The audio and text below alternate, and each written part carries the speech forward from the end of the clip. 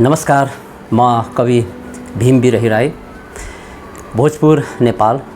विगत 28 वर्षदेखि म भारतीय सेनामा कार्यरत छु। म आफ्नो कुरा राख्नुभन्दा पहिला यो विगत केही महिना पहिला भारत र चीनको सीमा विवादको कारण त्यस ठाउँमा पुग्ने, त्यो ठाउँमा जाने र बिल्कुलै सीमा क्षेत्रमा सेवा गर्ने सुनौलो अवसर पाइयो। त्यस दौरानमा मैले एउटा कविता लेखेको थिएँ। त्यस कवितालाई वाचन गरेर आफ्नो कुरा सुरुवात गर्ने अनुमति चाहन्छु। मेरो कविताको शीर्षक छ बङ्कर भित्रको जिन्दगी। ऊ माथि हेर त, ऊ माथि हेर त, बहुजातीय ताराहरूको गाउँकै मुनि सेतो हिउँ ओछ्याएर कालो बादल ओडेको नितान्त एक्लो बस्ती। व्यापक चकमन्नता बीच तप तप चुहिँदै गरेको हिउँको आवाज, ओलमोकको बोतलमा बालिएको धिपधिपे कुपीले आफूलाई देखाउने दुर्बोध कोसिस गरिरहेको सुनसान बङ्कर। मुस्किल इलाका, प्रतिकूल मौसम, नियन्त्रण रेखाको तैनाथी, चतुर दुश्मन, लगातार गोलाबारी, 14,000 फिटको जिरो तापमानमा तनावपूर्ण जिन्दगी, 24 घण्टाको सानो बङ्कर भित्रबाट ब्याकसाइड होलको दूरबीन बनाएर, 24 घण्टा सानो बङ्कर भित्रबाट ब्याकसाइड होलको दूरबीन बनाएर वर्षौँ नापिरहेको दुश्मनको उचाइ, 50 मिटरको दूरीमा ताकाताक उसको सानो ट्रिगरको नत्थीमा बन्धक, बङ्कर भित्रको मेरो जिन्दगी। पकाउँदा पकाउँदै काँचो पल्टिएको खाना, पकाउँदा पकाउँदै काँचो पल्टिएको खाना, भर्याङ सर्प, बाघचाल र लुडोको खेलसँगै बाजीमा थापिएका हरेक समयहरू, घरिघरि क्यारमको गोटीको आवाजसँगै मिसिएर बङ्करको स्यान्डब्यागमा ठोकिने दुश्मनको स्नाइपरको गोलीको आवाज, पहाडी थर्काउँदै बेला कुबेला खस्ने त्यो मोटर र आर्टीको बम, पल पल त्रसित बनाउने, भयभीत बनाइरहने, त्यही माथि सम्पूर्ण सुविधाबाट वञ्चित, सम्पूर्ण सञ्चार माध्यमबाट टाढा उराठिलो बङ्कर भित्रको जिन्दगी। जति अप्ठ्यारो अवस्था, अझ मुस्किल परिवेश, लुपहोलबाट थोरै विचलित भए, 100 मिटरको कहाली लाग्दो गहिरो भिर, दुश्मनको अनि गोली अनि प्रतिकूल मौसमसँगको दोहोरो युद्ध लड्नुपर्ने कति विकराल छ बङ्कर भित्रको जिन्दगी। दुश्मनको गोली अनि प्रतिकूल मौसमसँगको दोहोरो युद्ध लड्नुपर्ने कति विकराल छ बङ्कर भित्रको यो जिन्दगी। धन्यवाद।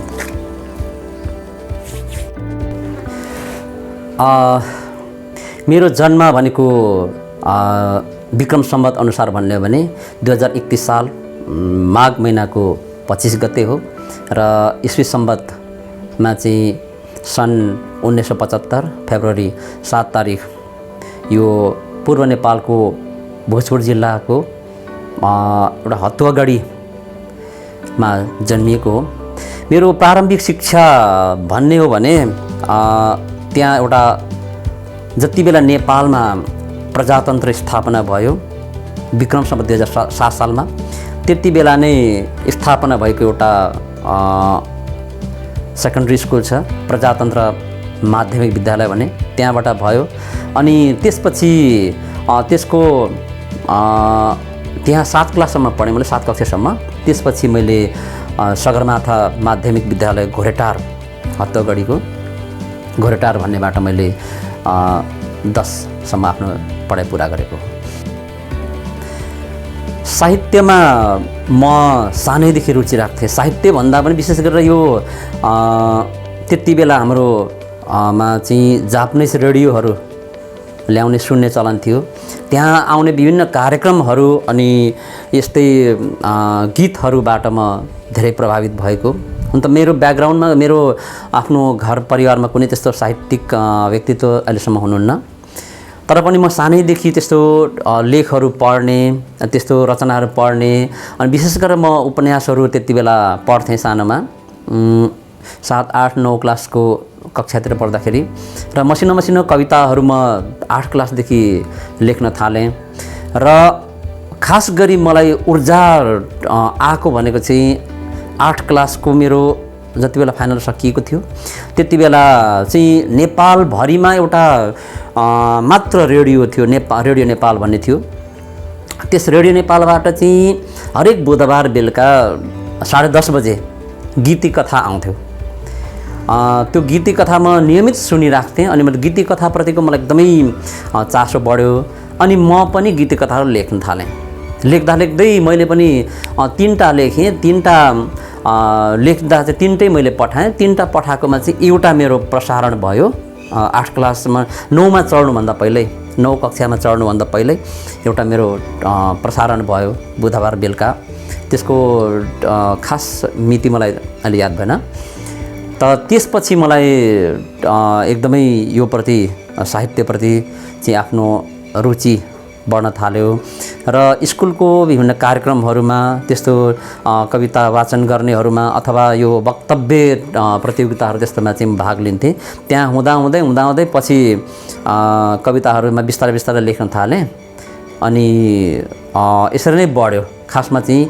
र मेरो चाहिँ यो भनेको पाठ्यपुस्तकहरू पढ्ने, त्यो पाठ्यपुस्तक मतलब कविताहरू पढ्ने, त्यस्तो पुस्तकहरू साहित्यिक पुस्तकहरू पढ्ने, त्यस्तो गर्दा चाहिँ मैले साहित्यप्रतिको चाहिँ थाहै नपाएर लगभग आफ्नो रुचि मेरो बढेको हो।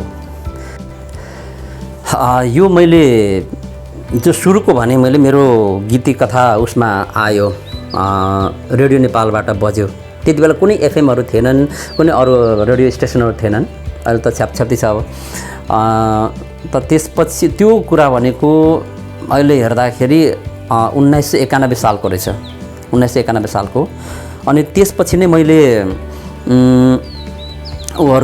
कविताहरू त्यो गीति कथालाई पनि लेख्दै गरेँ, कविताहरू पनि लेख्दै गरेँ। लेख्दै अरूतिर यसो फुटकर उसमा चाहिँ रचनाहरू कसैले माग्न थाल्नुभयो अनि त्यही कहीँ दिन थालेँ। त्यस्तो गर्दै मेरो चाहिँ रचनाहरू छापिन थाले अनि झन् कुनै आफ्नो एउटा रचनालाई चाहिँ कुनै पुस्तकका रूपमा अथवा पुस्तकभित्र चाहिँ त्यो एउटा छापिएर निस्किँदाखेरि झन् ऊर्जा आफूलाई हुँदो रहेछ। त्यसबाट पनि झन् मलाई हौसला प्राप्त भयो, मैले हौसला पाएँ। र त्यसपछि म 1993 सालमा विक्रम सम्वत 2050 सालमा म भर्ती लागेँ। भर्ती लागेपछि पनि जो आफ्नो थियो यता आफ्नो सैन्य जीवन को सुरुवातको साथसाथमा मैले आफ्नो साहित्यिक अथवा आफ्नो साहित्यिक उलाई पनि मैले जारी राखेँ, लेख्ने क्रम छोडिनँ। मैले कविताहरू लेख्दै थिएँ। यसरी लेख्दा मैले विशेष गरेर खास गरी मैले कविताहरू अलिक लेख्ने मौका पाएको भनेको यो जब हाम्रो बटालियन 1998 सालमा सियाचिन ग्लेसियरमा थियो। त्यति बेला मैले लेख्ने मौका पाएँ। कसरी त्यहाँ मौका पाएँ भन्दाखेरि सियाचिन ग्लेसियरमा चाहिँ अब आफ्नो स्थायी ठाउँ पर्मानेन्ट आफ्नो लोकेसन हुन्छ। त्यो लोकेसनमा चाहिँ त्यो बरफमाथिको बसाइ हुन्छ, त्यहाँ अब हटहरू हुन्छ, त्यहाँ आफू ड्युटी पनि बस्नुपर्ने, त्यहीँ आफ्नो सुत्ने बस्ने खाने पनि। त त्यति बेला चाहिँ जति बेला ड्युटी जाँदा पनि त्यहाँ अरू कुनै तनाव नहुने, उतादेखिको त्यो बमबारी जो भएको बेला थाहा पाइलिन्छ। त्योभन्दा अन्य समयमा चाहिँ म प्रायः लेखिरहन्थेँ। यतादेखि जो आफूले बोकेर लगेको पुस्तकहरू थियो त्यो पुस्तकहरू पढ्थेँ अनि त्यहाँ कविताहरू लेख्थेँ। त्यसरी अलिकति त्यहाँ मैले बढाउने मौका पाएँ, आफ्नो यो कलमलाई चाहिँ अलिकति तिखार्ने मौका पाएँ। त्यसपछि भनेको त्यो माथि जब सियाचिन ग्लेसियरदेखि हामी झऱ्यौँ, डाउन भएपछि त्यसपछि नुर्ला भन्ने ठाउँमा हामी जति बेला थियौँ त्यो नोर्लाबाट चाहिँ पल्टन अब साउथ इन्डियामा पुनामा सर्दै थियो। त्यो पुनामा जाँदै गर्दा आधा मान्छे त्यहाँ गइसकेका थियो। त्यति बेलै चाहिँ कारगिलको युद्ध सुरु भयो अनि त्यसपछि लगातार हामीलाई कारगिल युद्धमा लगियो। अनि कारगिल युद्धमा अब युद्धको माहौल त्यस्तै हो। त्यसपछि अलिकति त्यहाँ भयो, खुम्चियो, लेख्ने काम अलिकति खुम्चियो। त्यहाँ निरन्तरता दिन सकिएन 3-4 महिना। त्यहाँ 3 महिना त अब युद्धै भयो, त्यहाँ युद्धको माहौलै शान्ति भएन। फेरि हाम्रो पल्टन चाहिँ बिल्कुल उसमा अगाडि फ्रन्ट लाइनमा अगाडि गएको कारणले पनि त्यो त्यहाँ कुनै सम्भवै थिएन। त्यसपछि झरेर मैले एउटा उपन्यास लेखेँ। त्यो उपन्यास भनेको मेरो पहिलो कृति हो। त्यो उपन्यास सन् 2002 अक्टोबरमा 2059 साल विक्रम सम्वत कार्तिकमा मैले त्यसलाई लन्च गरेको थिएँ। त्यो सामाजिक उपन्यास थियो, त्यसको नाम विदेशी सिपाही थियो। अनि त्यसपछि कविताहरू मेरो छापिँदै गए, फुटकर यताउति अरू पत्र पत्रिकामा छापिँदै गए र त्यसरी अब फुटकर मात्रै निकालेर हुन्न रहेछ। अनि के न के एउटा कृतिकार रूपमा चाहिँ एउटा आफ्नो नाममा पनि के निकालौँ, के गरौँ भन्ने खालको एउटा भावना आयो। र त्यसपछि मैले फेरि विक्रम सम्वत 2064 साल भदौ सन् 2007 सालको जुलाई महिनामा मैले एउटा कविता सङ्ग्रह निकालेँ। त्यसको नाम थियो दबिएका आवाजहरू भन्ने कविता सङ्ग्रह प्रकाशित गरेको छु। अहिलेसम्म मेरो व्यक्तिगत कृतिको रूपमा चाहिँ त्यो 2टा मात्र अहिलेसम्म निस्केका छन्, म निकाल्न सकेको छु। बाँकी अब बिल्कुल निकाल्ने, अर्को सङ्ग्रह निकाल्ने तयारीमा छु। र अब त्यसपछि जति बेला 2064 साल भदौमा आफ्नो कविता सङ्ग्रह निकालेँ, त्यस पश्चात फेरि हामीले यहाँ चाहिँ मित्रहरू सुरेन्द्र लिम्बू परदेशी र बुद्धि तेम्बे माइला हामी भएर चाहिँ एउटा यो यहीँबाट अन्तर्राष्ट्रिय परदेशी साहित्यिक समूह भन्ने एउटा समूह खोलेर चाहिँ त्यसमा हामी लागि पऱ्यौँ एकदमै। र त्यस साहित्यिक समूह अन्तर्गत चाहिँ हामीले हरेक वर्ष विभिन्न देशमा बाहिर छरिएर बस्नुभएका नेपाली भाषी कलमकर्मीहरूको रचनाहरू, चाहे त्यो गीत होस्, चाहे त्यो कविता होस्, चाहे त्यो निबन्ध होस्, चाहे त्यो मुक्तक होस्, चाहे त्यो गजल होस्, चाहे केसरा होस्, चाहे कुनै पनि एउटा संस्मरण होस्, केही पनि गरेर हामी एउटा पुस्तकाकार भएर चाहिँ हरेक वर्ष हामीले मेरो सम्पादनमा, प्रधान सम्पादन मै छु त्यसको सम्पादक, र त्यसमा चाहिँ यो परदेशी बिम्बहरू साहित्यिक वार्षिक भन्ने हामीले प्रकाशित गर्ने गरेका छौँ। त्यसमा अलिक व्यस्त भएर चाहिँ साथै यता आफ्नो कर्तव्य निर्वाह पनि गर्नै पर्ने अवस्था छ। त्यस कारणले चाहिँ अर्को कृतिहरू निकाल्न सकेको छैन। तर अहिले प्रेसमा मैले पठाइसकेको छु। तुरन्तै फेरि अर्को एउटा कविता सङ्ग्रह निकाल्ने तयारीमा छु। अब नेपाली गीत सङ्गीत अथवा साहित्यको कुरा गर्नुपर्दाखेरि जति यसको हुन त एउटा कुनै पनि साहित्यको अथवा सङ्गीतको यसको भूगोल हुँदैन।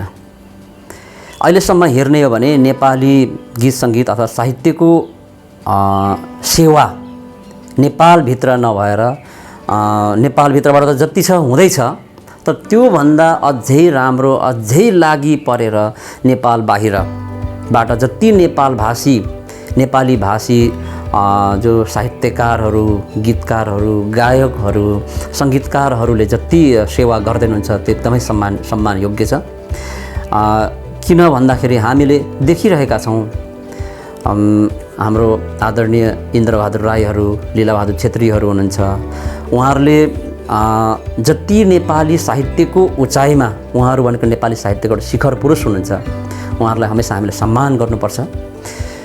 त्यसरी नै अहिलेको हालतमा पनि, आजको दिनमा पनि नेपाली साहित्यको विकासमा चाहिँ टेवा पुर्याउने, सेवा गर्ने अनि यसमा लागि पर्ने व्यक्तित्वहरू नेपाल बाहिर थुप्रै हुनुहुन्छ। जस्तै हाम्रो नेपालकै नजिकको कुरा गर्ने हो भने दार्जिलिङ भयो, सिक्किम भयो, आसाम भयो, मणिपुर भयो। यी ठाउँहरूमा त म व्यक्तिगत रूपले गएर कार्यक्रमहरू धेरै त्यहाँ सहभागिता जनाइसकेको छु। जस्तै मणिपुर एउटा नेपालदेखि जस्तै पूर्वको मेचीदेखि धेरै टाढोको ठाउँमा मणिपुर, तर मणिपुरमा नेपाली भाषा र साहित्यप्रति लागि पर्ने, मणिपुरमा अहिलेको हालतमा चाहिँ लगभग 50-52 हजार मात्र नेपाली भाषीहरू हाम्रो नेपाली जातिहरू हुनुहुन्छ। तर पनि त्यति भित्रबाटै पनि उहाँहरूले नेपाली भाषा साहित्यको बारेमा धेरै लागेर अहिले सेवामा जुटिरहनु भएको छ, उहाँहरूले गरिरहनु भएछ। त्यहाँका धेरै विद्वान व्यक्तित्वहरूदेखि लिएर अहिलेका भाइहरू बहिनीहरू पनि धेरै लागिरहनु भएको छ। त्यहाँ मणिपुरमा नेपाली भाषाकै स्कुल विद्यालयमा पढाइ पनि हुन्छ, नेपाली भाषा एउटा छुट्टै भाषा पनि पढाइ हुन्छ, नेपाली भाषीहरूको लागि अलग्गै स्कुल पनि विद्यालय पनि त्यहाँ सञ्चालन भइसकेको छ। भने यसरी नै अब दार्जिलिङ सिक्किम भनेको त एउटा उर्वर नेपाली साहित्यको उर्वर भूमि नै भयो। र यो बाहेक पनि मैले यो मेरो लगभग 30-32 वर्षको साहित्यिक यात्राको दौरानमा चाहिँ मैले हेरेको जति पनि नेपाल बाहिरदेखि मतलब नेपालमा बस्ने हामी जन्मिएका हामी जो नेपाली नागरिक छौँ त्यो व्यक्तिहरू नेपाल बाहिर विभिन्न सिलसिलामा आफ्नो या त कामको सिलसिलामा अथवा आफ्नो रहरले अथवा करले जस्तो अवस्थामा गए पनि त्यो ठाउँमा गइसकेपछि आफ्नो भाषाप्रति आफ्नो जन्मथलोप्रति आफ्नो जन्मभूमिप्रतिको अगाध माया झन् बढ्दै जान्छ। त्यस कारणले पनि अझ त्यहाँको एउटा नोस्टाल्जिक उहरू साहित्यहरू धेरै सृजना हुँदै जान्छन्, त्यस्तो भावनाहरू उत्पन्न हुँदै जान्छ। र त्यस कारणले पनि अझ त्यहाँ त्यो ठाउँमा साहित्य सृजना हुन्छ। र जस्तै अहिले हेर्ने हो भने जति पनि नेपाली साहित्यका वादहरू जन्मिरहेका छन्, सृजना भइरहेका छन्, त्यो प्राय नेपाल बाहिरबाट त्यो सृजना भइरहेका छन्। विभिन्न विद्वानहरूले त्यस्तो अनेक उहरू नेपाली साहित्यमा सुधारहरू अनि नेपाली साहित्यको अहिलेको समय सापेक्षित उहरू निर्माण गर्दै वादहरू निर्माण गर्दै लागि पर्नु भएको छ। र अहिले हामी पनि त्यही उसमा लागिरहेका छौँ। र यो जति हुनसक्छ यहाँहरू सबैलाई पनि म अनुरोध गर्छु कि भाषाको, साहित्यको, सङ्गीतको, आफ्नो भाकाको संरक्षण गर्नु, त्यसको माया गर्नु भनेको आफ्नो आमाप्रतिको माया हो। त्यस कारणले जति हुनसक्छ, जस्तो हुनसक्छ सबैले सेवा गर्न नछोडौँ। अब अहिलेको जो नयाँ पिँढीहरूलाई, जो आउने जेनेरेसनहरूलाई भन्नु पर्दाखेरि चाहिँ जस्तै हामीले अहिले देखिरहेका छौँ कि हाम्रै बालबच्चाहरू, हाम्रै मसिना नानीहरूलाई हामीले सरकारी स्कुलमा, गभर्मेन्ट स्कुलमा नपढाएर हामी आफैले पनि तिनीहरूलाई बोर्डिङ स्कुलमा, आवासीय स्कुलहरूमा हामीले विद्यालयहरूमा पढाउने जति हुनसक्छ कोसिस गर्छौँ। हामी आफ्नो मातृभाषालाई त लगभग बिर्सिनै सकेका छौँ। त्यही माथि आफ्नो जो हामी नेपाली भाषीको आफ्नो नेपाली भाषा समेतलाई पनि हामीले बिर्सने बिस्तारै कोसिस गर्दैछौँ। किन भन्दाखेरि हाम्रोमा एउटा यो अन्तर्राष्ट्रियकरणको एउटा जो अभियान जस्तै अङ्ग्रेजी भाषा सिक्ने, अङ्ग्रेजी भाषा जान्यो भने, अङ्ग्रेजी भाषा सिक्यो भने त्यो चाहिँ विद्वानै हो, अङ्ग्रेजी भाषा बोल्ने मात्र विद्वान भन्ने खालको एउटा व्याप्त हाम्रो मनस्थिति छ। त्यसले गर्दा पनि अलिकति नेपाली भाषा, नेपाली साहित्यप्रति अलिकति केही अप्ठ्यारो महसुस भए जस्तो मलाई लागिरहेछ। र त्यस कारणले म आउने जो भाइ बहिनीहरूलाई, आउने पिँढीहरूलाई यही भन्छु कि हामी जतिसम्म हुनसक्छ त्यो पुरानै पिँढीलाई अपनाएर जानुपर्छ भन्ने छैन। ऊ फल्नाले त्यस्तो गरे मैले त्यस्तै गर्नुपर्छ भन्ने छैन। यो भनेको मैले कुन अवस्थामा के चाहिँ मैले सृजना गर्दैछु, कुन अवस्थामा मैले यो के चाहिँ लेख्दैछु त्यो सबै एउटा रचना नै एउटा सृजना नै हो। त्यस कारणले जस्तो हुनसक्छ, जे खालको हुनसक्छ, जुन खालको हुनसक्छ। जस्तै अहिले कुकुर कविता भन्नेहरू, चाउचाउ साहित्य भन्नेहरू यस्तो चिजहरू निस्किसकेका छन्। यस्तो चिजको पुरा अभियान चल्दैछ। यो केसरा भन्नेहरू, यो एलक भन्नेहरू, एलक भनेको एक लाइने कविताहरू, यो तिलक भनेर 3 लाइने कविता भन्नेहरू यस्तो चिजहरू अहिले चलिरहेछन्। त त्यस कारण त्यो भनेको एक प्रकारको सोच ल्याउने एक प्रकारको सुधार पनि हो र त्यस कारणले यस्तोमा नयाँपन ल्याउँदै सबै हामी लाग्नुहोला। म र सबै साहित्यिक मनहरूलाई यो अनुरोध गर्छु कि जहाँसम्म हुनसक्छ आफ्नो अघि नै भनिहालेँ आफ्नो भाषाको सेवा गर्नु, भाषाको रक्षा गर्नु अनि भाषाप्रतिको लगाव, भाषाको बचाउ भनेको आफ्नो एउटा भाषा भनेको, साहित्य भनेको, संस्कृति भनेको हाम्रो एउटा आमा हो। यसलाई हामीले बचाउनुपर्छ भन्ने यहाँहरूलाई अनुरोध पनि गर्दछु। अन्तमा यति भन्दै एउटा परदेशी गएको आफ्नो श्रीमानले घरदेशी हैन जो आफ्नो को लागि चाहिँ आफ्नो घरमा छोडिएको आफ्नो प्रियतमा अथवा आफ्नो परिवारको लागि लेखिएको एउटा कविता छ। त्यस कवितालाई म यहाँ वाचन गरेर बिदा हुन चाहन्छु। मेरो कविताको शीर्षक छ उसको जलस्रव जिन्दगी। उसको जलस्रव जिन्दगी। प्रतीक्षाको घडी धेरै लामो हुन्छ, यो भनाइ पुरानो हो। प्रतीक्षाको घडी धेरै लामो हुन्छ, यो भनाइ पुरानो हो। तर भनाइभन्दा भोगै झनै पुरानो।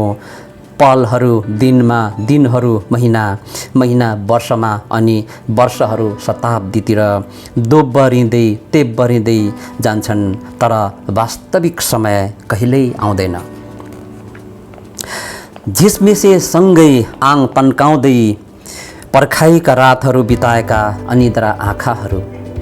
झिसमिसे सँगै आङ तन्काउँदै पर्खाइका रातहरू बिताएका अनिद्रा आँखाहरू लिएर ओछ्यान छोड्छिन् उनी। पर्खाइमा आफ्नो 3/4 जिन्दगी बिताइसक्दा पनि पर्खाइको सीमा समाप्त हुँदैन। मिरमिरे पछिको सूर्योदय घन्टौँ लाग्छ, मानौ क्षितिजमै सूर्य अल्झिरहेको छ। सूर्योदय त भयो तर मध्याह्न टक्क रोकिन्छ, जसरी ब्याट्री सकिएको भित्ते घडी जस्तो। अस्पट लाग्छ, छटपटी लाग्छ, दिनभरि घामको रापले पोलिरहन्छ। यस्तो लाग्छ दिनभरिमा कति काम गरिन्छ, हिँड्न परे कोसौँ पार गरिन्छ। बाटो हेर्दै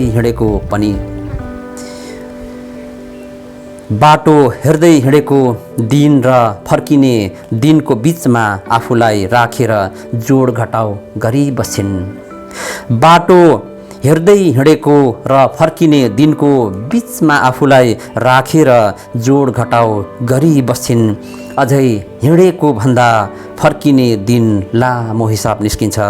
बारीका कान्लामा अडेस लागेर उनी ओझेल परेको पारी भित्ता सयौँचोटि हेर्दा बरु आँखाहरू थाक्छन्, तर पर्खाइको आशा थाक्दैन।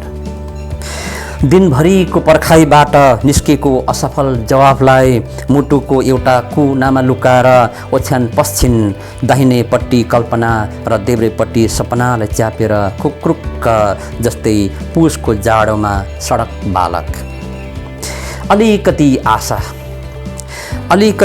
आशा ओछ्याएर आश्वास सिरानी लाएर अनि थोरै आकाश कुसुम ओढेर सुत्छिन् तिनी।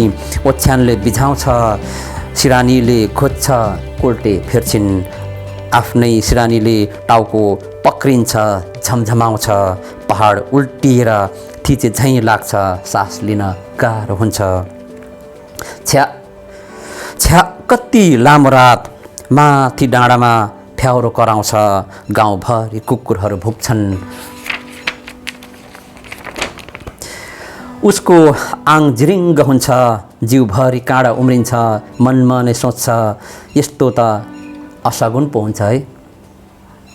भर्खर रातको दोस्रो प्रहर कति लामो रात, भर्खर रातको दोस्रो प्रहर कति लामो रात, निदाउने कोसिसमा आँखाका गेडीहरू दुख्छन्।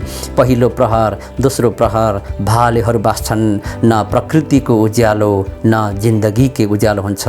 सोचिरहन्छन्, सम्झिरहन्छन्, अहिले कहाँ होलान्, अहिले कहाँ होलान्, के गर्दै होलान्, खाँदै छ कि छैन, सन्चो थिएन, औषधि लिए कि लिएनन्, कहिले देख्नु कहिले भेट्नु, मायालु अङ्गालोमा बाँधिएर विगत वर्तमान र भविष्यका आकाङ्क्षाहरू पुरा गर्नु, रहर पुग्ने गरी कुरा गर्नु। खै खै तर त्यो दिन कहिले हो, प्रतीक्षाको घडी साँच्चै लामो हुँदो रहेछ। सायद उसको जिन्दगीमा त्यो दिन धेरै बाँकी छ अझै, तर पनि तिम्रो सानो आशाको तिनको सानो आशाको ट्यान्द्रो लिएर बिताइरहन्छन् उसको जलस्रव जिन्दगी, तर पनि तिनको सानो आशाको ट्यान्द्रो लिएर बिताइरहन्छन् उसको जलस्रव जिन्दगी। धन्यवाद।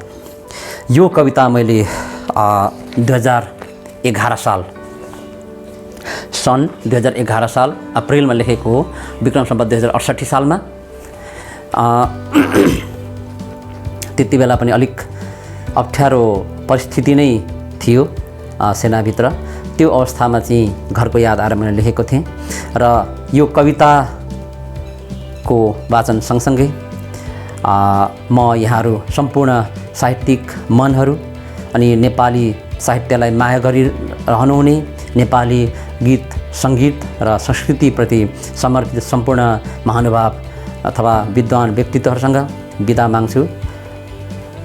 नमस्कार, धन्यवाद।